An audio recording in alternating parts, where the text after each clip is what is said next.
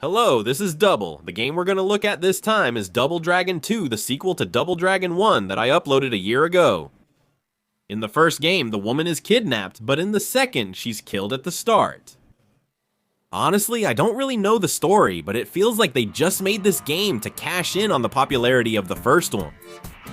Compared to the previous game, the stages are almost the same, but it seems like there's just a little bit more content. And in the first game, the elbow move was way too overpowered, so in the second game it got nerfed quite a bit. Also, compared to the first game, a lot of the commands have changed. The first game had a simple control scheme with punch, kick, and jump, but even though the second game also keeps the 3-button system like the first, the way you use them is completely different from the first game. Basically, button 1 is left attack, 2 is jump, and 3 is right attack. But here's the thing, in the first game, things get complicated because you have to press the corresponding direction key while facing forward to punch. If you're facing left and press button 3, a back kick will be triggered, right? If the elbow was key in the previous game, the back kick is crucial in the second. Punches don't cause much stun even if they hit the enemy, but if you land a back kick, the stun lasts for quite a while. The boss of the first game is Brunov, a character who also appears in the Double Dragon fighting version. As a boss, you can easily defeat him with a trick. If you push the boss all the way to the right edge, you can clear it without even reducing his health. It's very easy if you have a weapon, but even without a weapon, he's not a big deal as a boss. For your information, you'll be seeing that guy often as a sort of mid-boss from now on. I've never played the fighting game version of Brunov, but I think I'd like to try it sometime if I get the chance. At stage 2's start, ignore the enemy on the left and try to gather as many enemies as possible at once. Oiken gives you a grenade called Ringa, and it's really good for taking out enemies all at once. After clearing them out easily like this, if you move a bit more to the right, you'll come across a cliff. You can lure the big guys to the edge and make them fall off to get past them easily. As for the red-haired enemies who jump, throw knives, and cause chaos, just lure them down below and throw them off. Here, instead of going straight ahead, Renin needs to use the cliff, so you have to carefully lure the enemies.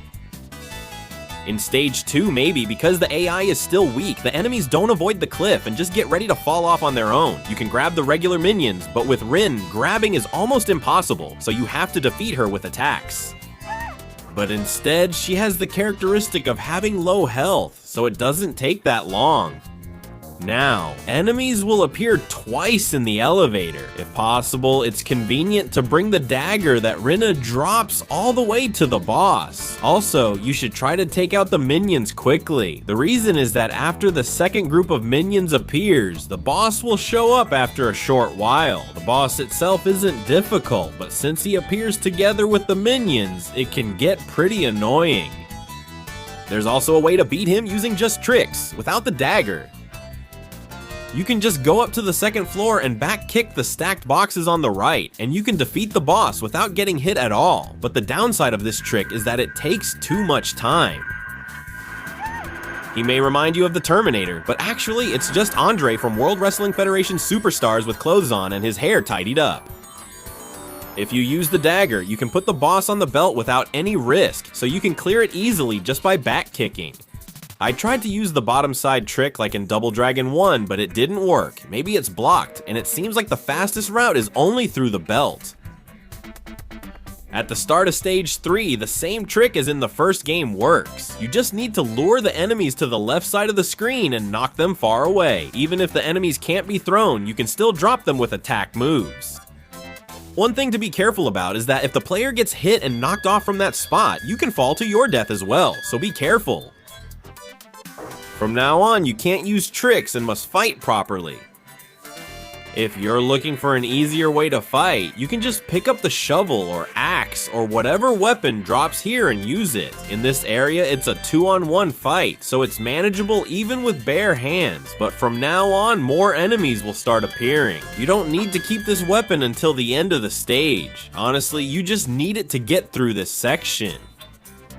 Keep in mind that weapon attacks have slower hit detection than bare hands, so even with melee weapons, you need to strike early, almost predicting enemy movements. When holding a weapon, you can't do a back kick, but pressing button 1, 2, or 3 lets you attack in your chosen direction. This can actually be beneficial. To quickly attack left while facing right, just press button 1 and your character will instantly attack with no frame loss. In the first game, you had to turn the directional key to attack, so you could miss that split-second moment, but in the second game, because of this unique system, things like this are possible. This is the most challenging part of this stage. The minions you face here are pretty strong, and the Combine on the stage attacks indiscriminately. Fortunately, there are only 2 minions, so you can fight while keeping an eye on the Combine. The Combine's attacks can hit both the player and the central processing unit without distinction. If you misread the timing like just now, you might get hit. Usually, the central processing unit dodges well, so if you jump at the same time as the minion, you can easily avoid it. By the Combine's second attack, you'll usually have passed this section. In this section, there's a grenade that can take out the enemies all at once, so you don't really need to deal with the minions. Just keep pushing to the right.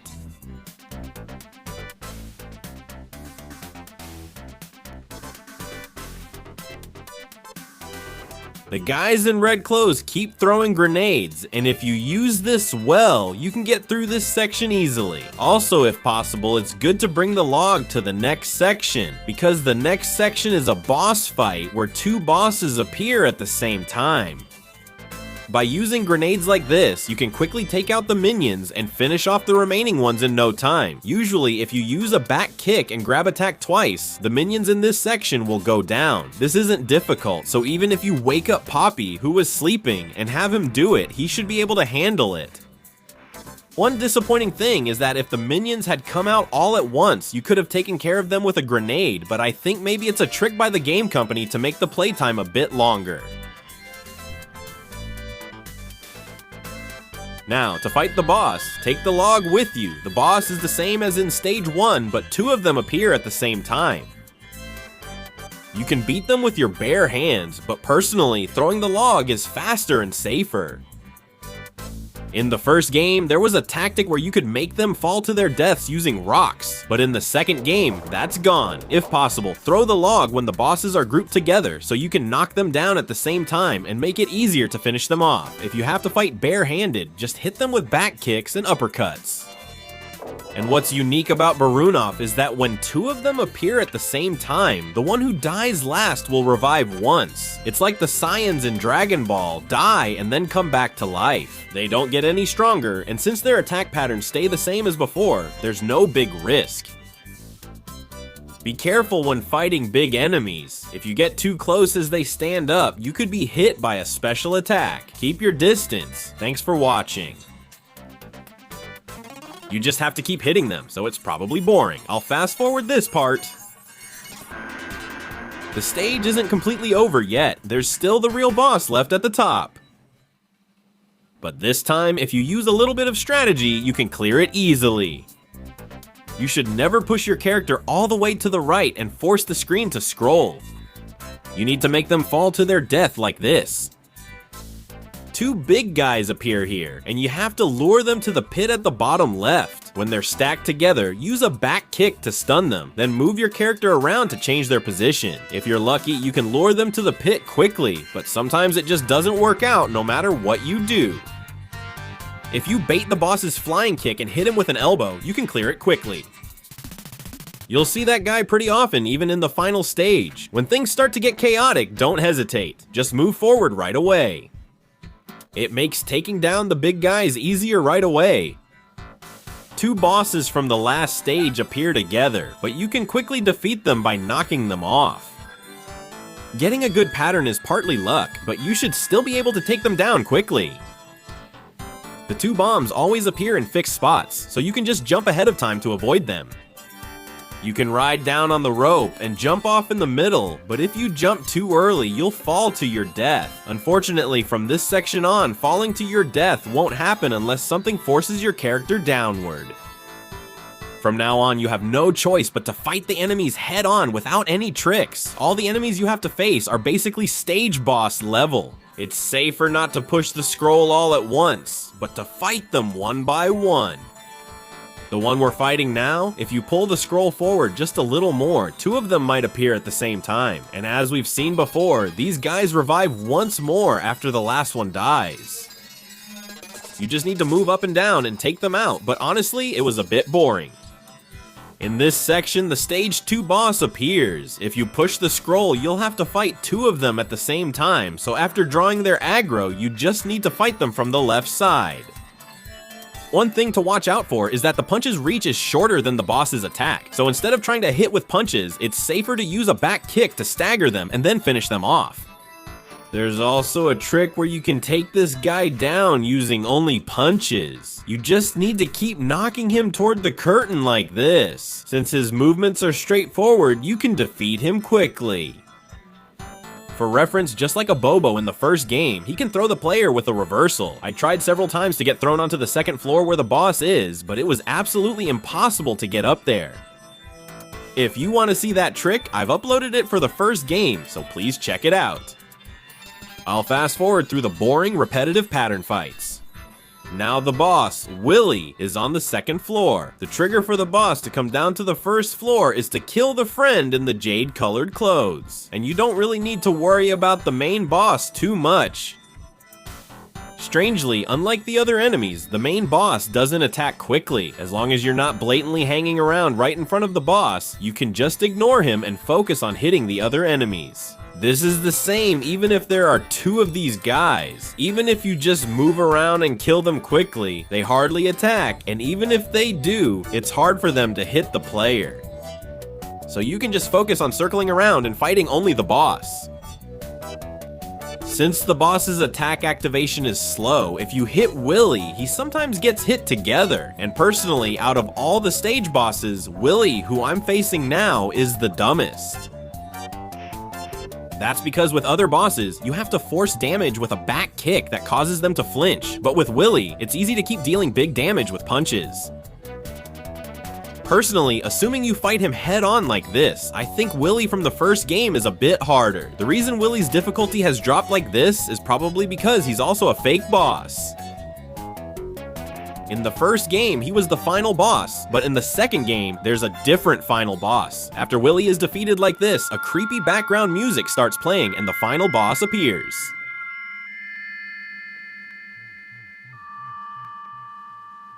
The boss is a doppelganger with all the same stats as the player, but it has some unique skills added. If you're lucky, you can keep dealing damage like this in a pattern, but it doesn't always stay like this and sometimes uses reversal moves. It disappears and then reappears like this, so you have to get the timing right. If the player is standing on the ground when it reappears, you'll be forced to get hit like this. So if you're unlucky, you might get hit by that move several times and the game could end. One way to deal with it is to use this skill that lets you stay in the air longer. The command requires timing, almost like a rhythm game. You have to press the attack button before you reach the peak of your jump. People who are used to it can do it easily, but the timing is actually pretty tricky. If you keep using the same pattern against the boss, you should clear it easily. For reference, if you're playing in two-player mode, two doppelgangers will appear, making it much tougher. If you can't use your jump skill, sometimes you just have to trust your luck and keep jumping. I'm not sure why these doppelgangers appear in the story. In the Famicom version, they're illusions created by the enemy's martial arts, but in the arcade version, nothing is known. After defeating the boss, the door opens, the player goes inside automatically, and the game ends. Looking at the date, it's July 20, 1988. Since the characters were born in '62, that means they're 26 years old. Was this Nori until now?